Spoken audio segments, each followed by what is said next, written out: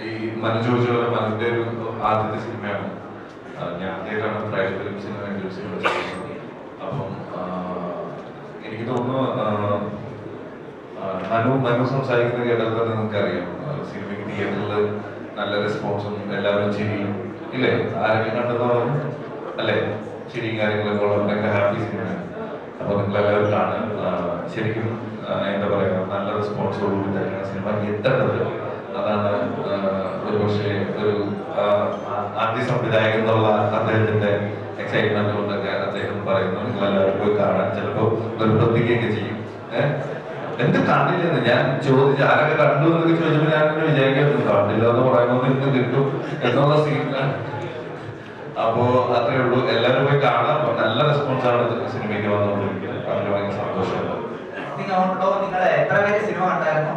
Cinema കണ്ടിട്ടുള്ളത് വളരെ കുറച്ച് കൈകളെ പൊങ്ങിയിട്ടുള്ളൂ. ഇത് തന്നെയാണ് നമ്മളിപ്പം അണ്ടർഗോയിങ് ഒരു കാര്യം.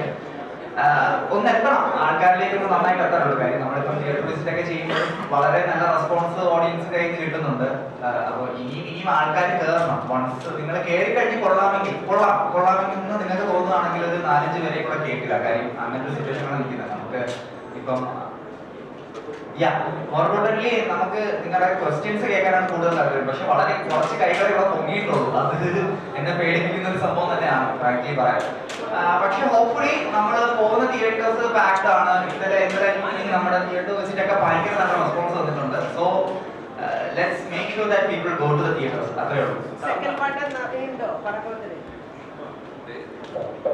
അല്ല ഇപ്പം ഇവിടെ ഇപ്പൊ നടന്നുകൊണ്ടിരിക്കുന്ന വിജയ് സാർ പറഞ്ഞത് അതാണ്, ഫസ്റ്റ് പാർട്ട് ഫ്ലോപ്പ് ആവുന്ന സെക്കൻഡ് പാർട്ട് ഉണ്ടാവുന്നത്. ഈ പടത്തിന് അങ്ങനെ ഒരു സെക്കൻഡ് പാർട്ട് വേണ്ട, ഫസ്റ്റ് പാർട്ട് ഒന്ന് ഹിറ്റ് ആയിക്കോട്ടെ. പടക്കളം പടക്കത്തിനെ പോലെ കുറിച്ചുകൊണ്ടിരിക്കുകയാണ്. തിയേറ്ററിൽ നല്ല റെസ്പോൺസുകൾ വന്നുകൊണ്ടിരിക്കുകയാണ്. അപ്പോൾ ഒരു ഫാന്റസി സിനിമകളുടെ കാലമാണല്ലോ. ഇങ്ങനൊരു പ്രോജക്റ്റ് വന്നപ്പോൾ ഇത് വർക്ക്ഔട്ട് ആകുമോ എന്നൊരു ഇപ്പോൾ മലയാള ഇൻട്രൊഡക്ഷൻ നമ്മൾ കണ്ടായിരുന്നു. അപ്പോൾ വേറെ ലെവലിലേക്കാണ് മേക്ക് ചെയ്തിട്ടുണ്ട്. ആളുകളുടെ വിഷൻ മാറിക്കൊണ്ടിരിക്കുകയാണ്. ഇത് എത്രത്തോളം വർക്ക്ഔട്ട് ആവുന്നുണ്ടായിരുന്നു മേക്കിലുണ്ടായിരുന്നു?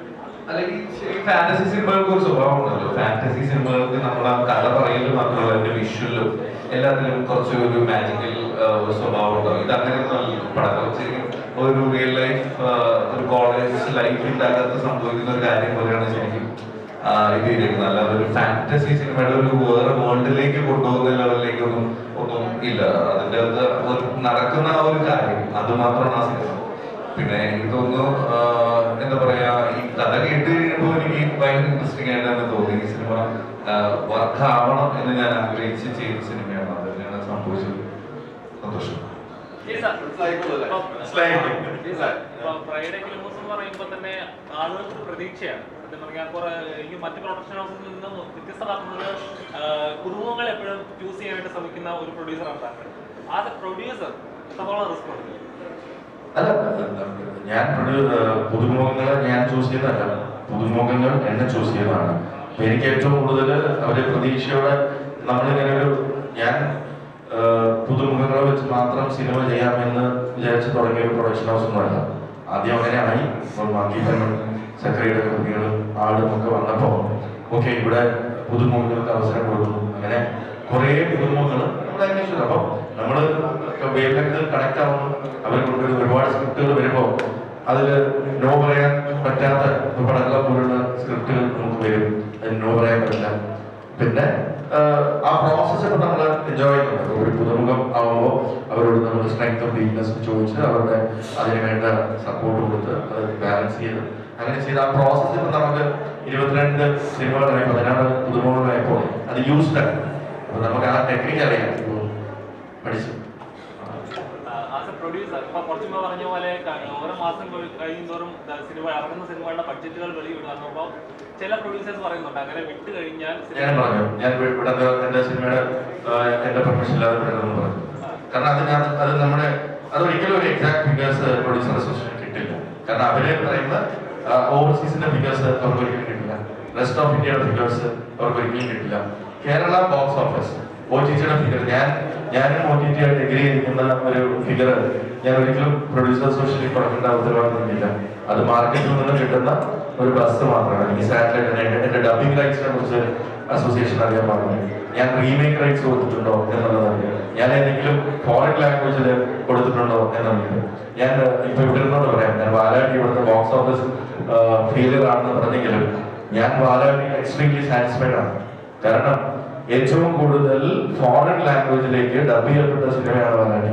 റഷ്യയില് നല്ല ശരഫോടുണ്ടായിരുന്നു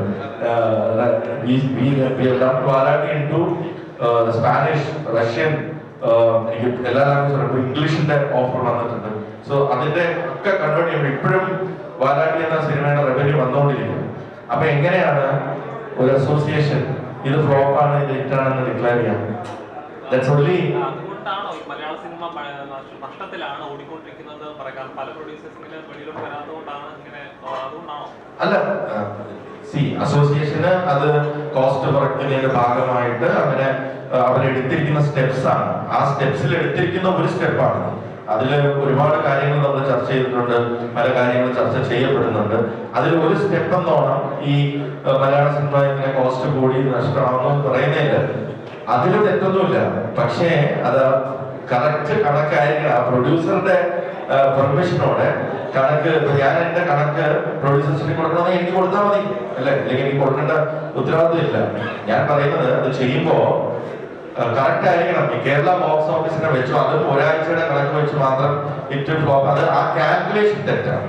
ആ കാൽക്കുലേഷൻ തെറ്റാണ്. ഇന്ന് Malayala cinema industry compare to any other Bollywood, Tollywood, Sandalwood അല്ലെങ്കിൽ അതിൽ വെച്ച് കമ്പയർ ചെയ്യുമ്പോൾ ഏറ്റവും സക്സസ്ഫുൾ ആയിട്ട് നിൽക്കുന്ന ഒരു കാലമാണ്.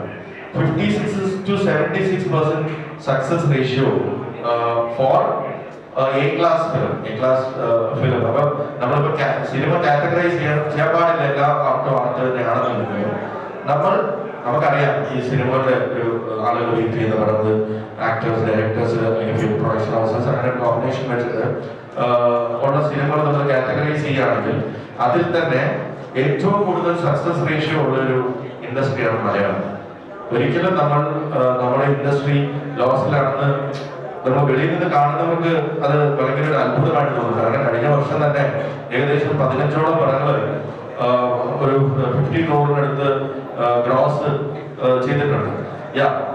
അത് കാൽക്കുലേറ്റ് ചെയ്യുമ്പോൾ നമ്പർ ഓഫ് ഫിലിംസ് കൂടുതൽ ഇറങ്ങുന്ന ഒരു ലാംഗ്വേജ് ആണ്. നമ്പർ ഓഫ് ഫിലിംസ് 199 ഫിലിംസ് ഇറങ്ങുന്ന ഒരു ഇൻഡസ്ട്രി ഇന്ത്യയിൽ മൊത്തത്തിലുണ്ടോ എന്നുള്ളത് തന്നെ സംശയമുണ്ട്. കാരണം നമ്മുടെ ഒരു പോപ്പുലേഷൻ വെച്ചിട്ട് അല്ലെങ്കിൽ നമ്മുടെ ഒരു മാർക്കറ്റ് സൈസ് വെച്ചിട്ട് അത്രയും ഫിലിംസ്, അപ്പൊ അത്രയും കൂടുതൽ ക്രിയേറ്റീവ് ആയിട്ടുള്ളവര്, സിനിമയെ സ്നേഹിക്കുന്നവരും ഇവിടെ ഉണ്ട് എന്നുള്ളതാണ് സത്യം. എല്ലാവർക്കും അവരുടെ ചിലവർക്ക് എല്ലാ ആർട്സ് ആൻഡ് അഡ്മിനിസ്ട്രേഷൻ കിട്ടണമെന്നില്ല, അവർക്ക് വേണ്ട ആക്ടേഴ്സിനെ കിട്ടണമെന്നില്ല, അവർക്ക് വേണ്ട ടെക്നീഷ്യൻസിനെ കിട്ടണമെന്നില്ല. അപ്പൊ അങ്ങനെ വരുമ്പോ അവര് കിട്ടിയ ഒരു ഇത് വെച്ചിട്ട് ചിലപ്പോൾ ഒരു എക്സ്പെരിമെന്റൽ സിനിമ ചെയ്ത് അവരുടെ ടാലന്റ് അല്ലെങ്കിൽ അവരുടെ ഒരു പോർട്ട്ഫോളിയോ ക്രിയേഷന്റെ ഭാഗമായിട്ട് അത് ചെയ്തെന്നിരിക്കും.